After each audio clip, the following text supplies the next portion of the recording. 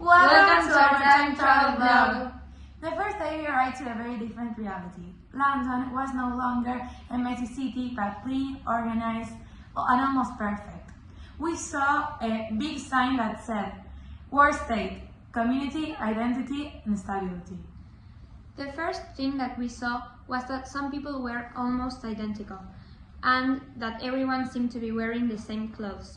People were staring at us, but we think that it was because we were wearing present-day clothes and we looked very different from each other.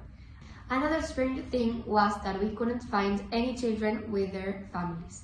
People walked alone or with friends, but we didn't see one single nuclear family. After exploring for a couple of hours, we started to figure out why some people were all dressed with one color.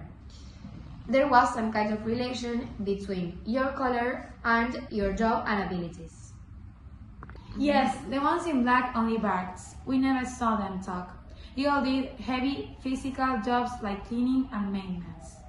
On the other hand, people dressed in grey were well-spoken and apparently smarter. We didn't see them talk much outside, so we assumed that they worked in the big buildings doing much qualified jobs. The two groups were also physically different.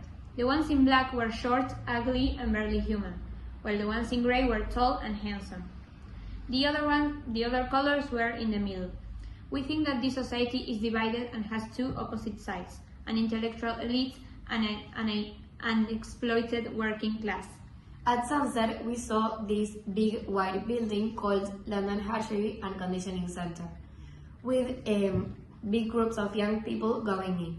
We decided to sneak out into one of those visits the next day to find out what they did there.